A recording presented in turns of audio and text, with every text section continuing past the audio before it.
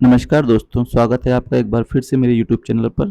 दोस्तों, आज के इस वीडियो में आपके लिए मैं जो टॉपिक लेकर आया हूँ हिंदी से, उस टॉपिक का नाम है हिंदी भाषा, बोली व साहित्य। हिंदी भाषा, बोली और साहित्य। ठीक है दोस्तों, ये एक बहुत महत्वपूर्ण टॉपिक है और यूपी ट्रिपल एस सी या फिर अन्य आयोग जो हैं वो इस टॉपिक से प्रश्न पूछते रहते हैं और कई बार आपको इसमें से एग्जाम में प्रश्न भी मिलते हैं। तो चलिए दोस्तों, इससे पूछे जाने वाले जो सामान्यतः प्रश्न किस प्रकार से पूछे जाएंगे वो हम आपको इस वीडियो में बताएंगे। ठीक है, तो चलिए दोस्तों शुरू करते हैं। हमारा आज का पहला प्रश्न है, निम्नलिखित में कौन कौन सी बोलियां उत्तर प्रदेश में नहीं बोली जाती हैं। तो दोस्तों, उत्तर प्रदेश में एक तो मारवाड़ी नहीं बोली जाती है और एक मेवाती, ऑप्शन के हिसाब से। ठीक है, दोनों बोलियां राजस्थान की हैं। ठीक, अवधी और बुंदेली ये दोनों भाषाएं उत्तर प्रदेश में बोली जाती हैं। तो इसका सही उत्तर हो जाएगा ऑप्शन सी। ठीक है, फर्स्ट और फोर्थ, यानी कि यह भाषाएं नहीं बोली जाती, मारवाड़ी और मेवाती। अगला प्रश्न देखते हैं दोस्तों, निम्नलिखित में कौन कौन सी बोलियां उत्तर प्रदेश में बोली जाती हैं। तो दोस्तों, उत्तर प्रदेश में बोली जाने वाली भाषा है ब्रज, अवधी, कन्नौजी। बघेली की बात करूं दोस्तों तो यह भाषा जो है वह मध्य प्रदेश साइड में बोली जाती है। ठीक है, तो इसका सही उत्तर हो जाएगा ऑप्शन ए, 1 2 3। चलिए अगला प्रश्न देखते हैं दोस्तों, निम्नलिखित में कौन से राज्य हिंदी क्षेत्र के अंतर्गत आते हैं। तो दोस्तों, हिंदी क्षेत्र के अंतर्गत हिमाचल प्रदेश भी आता है, उत्तराखंड भी आता है, मध्य प्रदेश और छत्तीसगढ़, ये चारों राज्य हिंदी भाषा क्षेत्र के अंतर्गत आते हैं। इसका सही उत्तर हो जाएगा ऑप्शन डी। अगला प्रश्न देखते हैं, आल्हा खंड किस बोली या भाषा में लिखा गया है। तो दोस्तों, यह लिखा गया है बुंदेली भाषा में।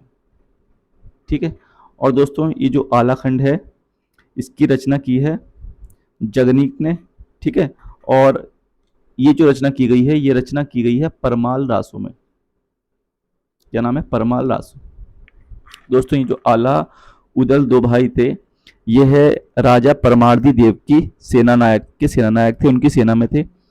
दोस्तों, यह चंदेल वंश से संबंधित है। ठीक है, और चंदेल वंश कहाँ के थे? बुंदेलखंड के।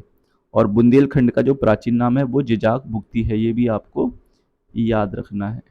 ठीक है, और इसका जो संस्थापक था वो नन्नुक था, ये भी आपको याद रखना है। ठीक, चलिए अगला प्रश्न देखते हैं, हिंदी साहित्य के इतिहास के किस काल को वीर गाथा काल भी कहा गया है। तो दोस्तों, आदि काल को जो है वो वीर गाथा काल के नाम से भी जाना जाता है। ठीक है, और इसको जो वीर गाथा काल नाम दिया है वो नाम दिया है आचार्य रामचंद्र शुक्ल ने। चलिए अगला प्रश्न देखते हैं, हिंदी की मूल उत्पत्ति किससे मानी गई है। तो दोस्तों, हिंदी की मूल उत्पत्ति मानी गई है शौरसैनी अपभ्रंश से। इसका सही उत्तर हो जाएगा ऑप्शन डी। दोस्तों, शौरसैनी अपभ्रंश के अंतर्गत कई प्रकार की भाषाएं आती हैं। पश्चिमी हिंदी, राजस्थानी, पहाड़ी, गुजराती, इन सभी भाषाओं का विकास शौरसैनी अपभ्रंश से ही हुआ है। ठीक है, अगला प्रश्न देखते हैं दोस्तों, आधुनिक हिंदी गद्य का जन्मदाता किसे कहा जाता है। तो दोस्तों, ये कहा जाता है भारतेंदु हरिश्चंद्र। इसका सही उत्तर हो जाएगा ऑप्शन बी। दोस्तों, भारतेंदु हरिश्चंद्र जो हैं इनकी कुछ प्रमुख रचनाएं हैं, जैसे भारत दूरदर्शा, अंधेर नगरी, प्रेम माधुरी। ठीक है दोस्तों, इनका जन्म जो हुआ था वो वाराणसी में हुआ था, भारतेंदु हरिश्चंद्र का। ठीक है, ये भी आपको याद रखना है। अगला प्रश्न है, अवधी बोली किस अपभ्रंश से विकसित हुई है। तो दोस्तों, अवधी बोली विकसित हुई है अर्धमागधी से। ठीक है, चलिए अगला प्रश्न देखते हैं, वाराणसी, गोरखपुर और आरा के मध्य कौन सी भाषा बोली जाती है। तो दोस्तों, यहाँ पर जो भाषा बोली जाती है वो है भोजपुरी। दोस्तों, ये जो भोजपुरी भाषा है ये एक अंतर्राष्ट्रीय महत्व की भाषा है, क्योंकि दोस्तों यह कई देशों में भी बोली जाती है, जैसे गुयाना है, मॉरिशस है, ठीक है, फिजी है, इन देशों में भी भोजपुरी लैंग्वेज बोली जाती है। ठीक है, चलिए दोस्तों अगला प्रश्न देखते हैं, बोली का क्षेत्र जब थोड़ा विकसित हो जाता है और उसमें साहित्य की रचना होने पर वह क्या बन जाती है। तो दोस्तों, वह बन जाती है उपभाषा। जब बोली का क्षेत्र थोड़ा विकसित होता है और उसमें साहित्य की रचना होने पर वह उपभाषा बन जाती है। ठीक है, अगला प्रश्न देखते हैं, हिंदी साहित्य का आधुनिक काल सामान्यतः कब से माना जाता है? तो दोस्तों यह काल माना जाता है 1850 ईस्वी के आसपास से। ठीक है, इसे बोलते हैं हिंदी साहित्य का आधुनिक काल। ठीक, चलिए अगला प्रश्न देखते हैं। ब्रज भाषा का केंद्रीय क्षेत्र है। तो दोस्तों ब्रज भाषा का जो केंद्रीय क्षेत्र है वो है मथुरा। ठीक है, इसका सही उत्तर हो जाएगा ऑप्शन सी। इसके अंतर्गत दोस्तों कई सारे क्षेत्र हैं। आगरा है, अलीगढ़ है, बदायूं है, मैनपुरी है। ठीक है, ये सारे क्षेत्र इसी के अंतर्गत आते हैं। चलिए अगला प्रश्न देखते हैं। बुंदेली का क्षेत्र है। दोस्तों बुंदेली जो लैंग्वेज है वो किस क्षेत्र की लैंग्वेज है? तो दोस्तों ये झांसी, जालौन, दतिया इस क्षेत्रों की महत्वपूर्ण भाषा है। ठीक है, अगला प्रश्न देखते हैं। जिस भाषा का अनुवाद किया जाता है उसे क्या कहते हैं? तो दोस्तों उसे हम कहते हैं स्रोत भाषा, जिस भाषा का हम अनुवाद करते हैं। ठीक है, और जिस नई भाषा में अनुवाद करना है वह लक्ष्य भाषा या फिर प्रस्तुत भाषा कहलाती है। ये भी आपको याद रखना है। ठीक, अगला प्रश्न देखते हैं। निम्नलिखित में से कौन सी बोली उत्तर प्रदेश में बोली जाती है? तो दोस्तों उत्तर प्रदेश में से बोली जाती है कन्नौजी। ठीक है, कौन सी बोली जाती है दोस्तों? कन्नौजी बोली बोली जाती है। बांगरू दोस्तों ये जो लैंग्वेज है ये हरियाणा साइड में बोली जाती है। ठीक है, हाड़ौती दोस्तों राजस्थान में। ठीक है, राजस्थान में बोली जाती है। और बुंदेली मैं बता चुका हूँ पीछे, ये मध्य प्रदेश में बोली जाती है। चलिए अगला प्रश्न देखते हैं। हिंदी साहित्य को कितने कालखंडों में विभक्त किया गया है? तो दोस्तों हिंदी साहित्य को 4 कालखंडों में विभक्त किया गया है। आदिकाल, भक्तिकाल, रीतिकाल और आधुनिक काल। अगला प्रश्न देखते हैं। पूर्वी हिंदी क्षेत्र में कौन सी बोली नहीं बोली जाती? तो दोस्तों यहाँ पर जयपुरी बोली नहीं बोली जाती है। ठीक है, बाकी छत्तीसगढ़ी, बघेली और अवधी ये पूर्वी हिंदी क्षेत्र की भाषाएं हैं। ठीक है, अगला प्रश्न देखते हैं दोस्तों। हिंदी भाषी राज्य के अंतर्गत कौन सा राज्य नहीं है? तो दोस्तों यहाँ पर आपका महाराष्ट्र आ जाएगा। ठीक है, इसका सही उत्तर हो जाएगा ऑप्शन डी। महाराष्ट्र में दोस्तों मराठी भाषा बोली जाती है। ब्रज हिंदी की किस उपभाषा के अंतर्गत है? तो दोस्तों जो ब्रज है वह पश्चिमी हिंदी के अंतर्गत आता है। ठीक है दोस्तों, पश्चिमी हिंदी के अंतर्गत आपकी कन्नौजी, बुंदेली, ब्रजभाषा, कौरवी या खड़ी बोली, ठीक है, या बांगरू जिसको हम हरियाणवी लैंग्वेज भी बोलते हैं, ये सारी किसके अंतर्गत आती हैं? पश्चिमी हिंदी के अंतर्गत आती हैं। ठीक, अगला है दोस्तों, जयपुर का स्थानीय नाम है। तो दोस्तों जयपुर का स्थानीय नाम है ढूंढानी। इसका सही उत्तर हो जाएगा ऑप्शन सी। ठीक है, चलिए अगला प्रश्न देखते हैं। मध्यकालीन भारतीय आर्य भाषा काल। तो दोस्तों ये है आपका 500 ईसा पूर्व से 1000 ईस्वी तक।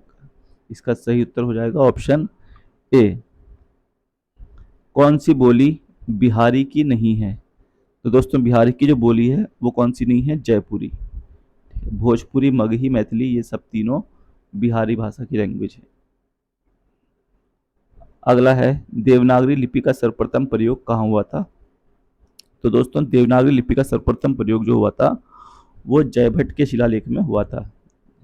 ठीक है दोस्तों, गुजरात के राजा थे जयभट्ट और इनके शिलालेख में ही सबसे पहले देवनागरी लिपि का प्रयोग हुआ है।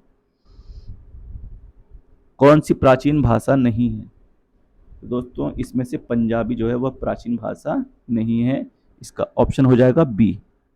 ठीक, अगला है निम्न में से कौन सी बोली उत्तर प्रदेश की नहीं है? तो दोस्तों उत्तर प्रदेश की बोली मैंने बताया था आपको कौन सी नहीं है? मेवाती। और मेवाती कहाँ की है? ये राजस्थान की। ठीक, अगला प्रश्न देखते हैं। मथुरा और वृंदावन में प्रमुखतः कौन सी भाषा बोली जाती है? तो दोस्तों यहाँ पर जो भाषा बोली जाती है वह बोली जाती है ब्रिज भाषा। ठीक है, कौन सी भाषा दोस्तों? ब्रिज भाषा बोली जाती है। अगला प्रश्न है उत्तर प्रदेश में कौन सी भाषा नहीं बोली जाती है? तो दोस्तों ये भी आपको याद रखना है कि कौन सी नहीं बोली जाती है। दोस्तों पहाड़ी। ठीक है, ये उत्तर प्रदेश में नहीं बोली जाती। दोस्तों यह जो लैंग्वेज है यह उत्तराखंड में बोली जाती है। जबकि अगर हम ब्रजभाषा, अवधी और कन्नौजी इन तीनों की बात करें तो ये तीनों भाषाएं कहाँ बोली जाती हैं? उत्तर प्रदेश में। ठीक, अगला प्रश्न देखते हैं दोस्तों। किस क्षेत्र की बोली को काशिका कहा गया है? तो दोस्तों काशिका कहा गया है वाराणसी क्षेत्र की बोली को। दोस्तों ये जो काशिका शब्द है ये बना है काशी से, ठीक है, जो वाराणसी के आसपास के क्षेत्रों में बोली जाती है, इसलिए इसे काशिका कहा गया है। तो इसका सही उत्तर हो जाएगा ऑप्शन सी। अगला प्रश्न है खड़ी बोली निकलती है। तो दोस्तों खड़ी बोली निकलती है पश्चिमी हिंदी से, ठीक है। कहां से निकलती है दोस्तों? पश्चिमी हिंदी से। इसके अंतर्गत दोस्तों कौरवी है, बांगरू है, हरियाणवी है, ब्रजभाषा है, ठीक है, कन्नौजी है, बुंदेली है, ये सारी भाषा इसके अंतर्गत आती हैं। हिंदी खड़ी बोली किस अपभ्रंश से विकसित हुई है? तो दोस्तों हिंदी खड़ी बोली किससे विकसित हुई है? शौर सैनी से। इसका सही उत्तर हो जाएगा ऑप्शन बी। इससे दोस्तों विकसित कुछ अन्य भाषाएं भी हैं, जैसे पश्चिमी हिंदी है, राजस्थानी है, ब्रजभाषा है, ठीक है। इसका सही उत्तर हो जाएगा ऑप्शन बी। अगला प्रश्न देखते हैं, कन्नड़ का संबंध किस भाषा परिवार से है? तो दोस्तों कन्नड़ जो है वो द्रविड़ भाषा परिवार की लैंग्वेज है। इसका सही उत्तर हो जाएगा ऑप्शन बी। दोस्तों कन्नड़ की अगर मैं बात करूं तो कन्नड़ जो है दक्षिण भारत की भाषा है, और दक्षिण भारत के जो लोग हैं वह हिंदी भाषा का प्रयोग कम करते हैं, ठीक है। क्योंकि एक तो हमको दोस्तों हिंदी भाषा में दो ही प्रकार के लिंग मिलते हैं, स्त्रीलिंग पुल्लिंग, जबकि इन लोगों को बोलने में लैंग्वेज को बड़ी कठिनाइयाँ आती हैं, इसलिए इनको अंग्रेजी जो है वो सही लगती है। इसलिए ज़्यादातर दक्षिण भारत के राज्य जो हैं वह अंग्रेजी भाषा को ही बोलते हैं, इसी में बात करना पसंद करते हैं, ठीक। अगला है दोस्तों, ब्रज भाषा का विकास किस अपभ्रंश से हुआ है? तो ब्रज भाषा का विकास दोस्तों जो हुआ है वो शौर सैनी से हुआ है। इसका सही उत्तर हो जाएगा ऑप्शन ए, ठीक। अगला प्रश्न देखते हैं, हिंदी भाषा का प्रथम प्रामाणिक ग्रंथ कौन सा है? तो दोस्तों यह जो ग्रंथ है वह है पृथ्वीराज रासो। पृथ्वीराज रासो के दोस्तों लेखक हैं चंद बरदाई, ठीक है, चंद बरदाई। दोस्तों आपको यहाँ पर यह भी याद रखना है पृथ्वीराज विजय के लेखक कौन है? पृथ्वीराज विजय। तो दोस्तों इसके जो लेखक हैं वह हैं जयानक, ठीक है। कौन है दोस्तों? जयानक पृथ्वीराज विजय के लेखक हैं, ये भी आपको याद रखना है। चलिए अगला देखते हैं, निम्नलिखित में से कौन सा हिंदी साहित्य का काल विभाजन नहीं है? तो दोस्तों हिंदी साहित्य का काल विभाजन इसमें से संयुक्त काल नहीं है, ठीक है। चार ही काल बताए थे मैंने आपको, ठीक है, आदिकाल, भक्ति काल, आधुनिक काल और उत्तर मध्य काल। चलिए अगला प्रश्न देखते हैं, इलाहाबाद में बोली जाने वाली बोली कौन सी है? तो दोस्तों इलाहाबाद में जो बोली बोली जाती है उसका नाम है अवधी। इसका सही उत्तर हो जाएगा ऑप्शन बी। अगला प्रश्न है, हिंदी आकृति की दृष्टि से निम्नलिखित में से किस प्रकार की भाषा है? तो दोस्तों आकृति की दृष्टि से हिंदी श्लिष्ट योगात्मक भाषा है, ठीक है, या फिर वियोगात्मक प्रकार की भाषा है। अगला प्रश्न देखते हैं, छत्तीसगढ़ी किस भाषा की बोली है? तो दोस्तों छत्तीसगढ़ी आपकी है पूर्वी हिंदी की, पूर्वी हिंदी भाषा की बोली है, ठीक है। अगला प्रश्न देखते हैं, हिंदी भाषा की कितनी विख्यात बोलियां हैं? तो दोस्तों हिंदी भाषा की कितनी विख्यात बोलियां हैं? 8। इसका सही उत्तर हो जाएगा ऑप्शन ए। अगला है हाड़ौती बोली है। दोस्तों ये मैंने आपको बताया था, हाड़ौती बोली जो राजस्थान की है, और राजस्थान में भी दोस्तों कहाँ की है? पूर्वी राजस्थान की है, ठीक है, ये आपको याद रखना है। इसका सही उत्तर हो जाएगा ऑप्शन बी। गाजीपुर में बोली जाने वाली प्रमुख बोली है। तो दोस्तों गाजीपुर में जो बोली जाती है वो है कौन सी है? भोजपुरी लैंग्वेज, ठीक है। अगला प्रश्न देखते हैं, भारतीय संविधान में किस भाषा को राजभाषा के रूप में स्वीकार किया गया है? तो दोस्तों यह राजभाषा जो है वो हमारी हिंदी है, ठीक है। हिंदी को राजभाषा का दर्जा दिया गया है। और अगर मैं दोस्तों बात करूं भारतीय संविधान की, तो भाग 17 में इसका वर्णन है। अनुच्छेद 343 से लेकर के 351 तक भारत की राजभाषा के विषय में बताया गया है, ठीक है। आर्टिकल 343 में संघ की राजभाषा बताई गई है हिंदी है, और जो लिपि है वो देवनागरी है, ठीक है, ये भी आपको याद रखना है। चलिए अगला प्रश्न देखते हैं, हिंदी की आदि जननी क्या है? तो दोस्तों हिंदी की आदि जननी है संस्कृत। ठीक है, कौन सी है? संस्कृत। संस्कृत से पाली, पाली से प्राकृत, प्राकृत से अपभ्रंश, अवहट। ठीक है, और फिर बिगड़ते बिगड़ते हिंदी आ गई है। चलिए अगला प्रश्न देखते हैं, कौन हिंदी की उपभाषा नहीं है? तो दोस्तों मराठी जो है वो हिंदी की उपभाषा नहीं है, बाकी सब हिंदी की उपभाषाएं हैं। अगला प्रश्न है, निम्नलिखित बोलियों में से कौन सी बोली उत्तर प्रदेश में सामान्यतः नहीं बोली जाती? तो दोस्तों मैथिली जो है वो मुख्यतः यूपी में नहीं बोली जाती है।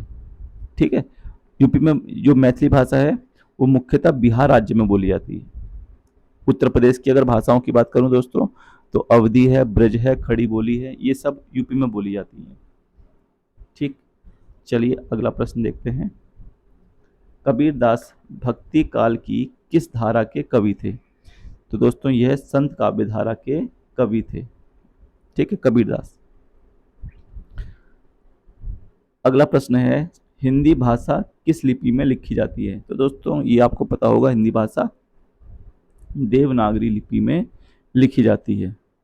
ठीक है, अगला प्रश्न है, निम्न में से कौन सी बोली पूर्वी हिंदी के अंतर्गत नहीं आती है? दोस्तों नहीं आती है पूछा है इसमें। ठीक है, तो यह है मगही। बाकी अवधी, बघेली, छत्तीसगढ़ी, ये तीनों के तीनों यूपी पूर्वी हिंदी के अंतर्गत आती हैं। निम्नलिखित में से कौन सी बोली राजस्थानी हिंदी के अंतर्गत आती है? तो दोस्तों राजस्थानी हिंदी के अंतर्गत कौन सी बोली आती है? मेवाती। ये मैं आपको पीछे भी बता चुका हूँ। ठीक है, कौन सी आती है? मेवाती। ठीक, इसका सही उत्तर हो जाएगा ऑप्शन सी। अगला प्रश्न है, हिंदी के अतिरिक्त कौन सी भाषा देवनागरी लिपि में लिखी जाती है? तो दोस्तों हिंदी भाषा के अतिरिक्त जो अन्य भाषा है वो है नेपाली। ठीक है, नेपाली भी देवनागरी लिपि में ही लिखी जाती है। जबकि पंजाबी भाषा की लिपि कौन सी है? गुरुमुखी। और गुरुमुखी लिपि का आविष्कार किसने किया था दोस्तों? गुरु अंगद देव ने। यह भी आपको याद रखना है। ठीक है, चलिए अगला प्रश्न देखते हैं, आचार्य रामचंद्र शुक्ल का हिंदी साहित्य में किस विधा में प्रवेश हुआ था? तो दोस्तों इन्होंने जब अपने हिंदी साहित्य की शुरुआत की थी तो आलोचना के माध्यम से की थी। ठीक है, आलोचना विधा में इन्होंने सबसे पहले प्रवेश किया था। तो इसका सही उत्तर हो जाएगा ऑप्शन ए। आई होप दोस्तों आपको यह वीडियो पसंद आया होगा। वीडियो यदि पसंद आए तो प्लीज़ वीडियो को लाइक करें। मिलते हैं नेक्स्ट वीडियो में, तब तक के लिए धन्यवाद।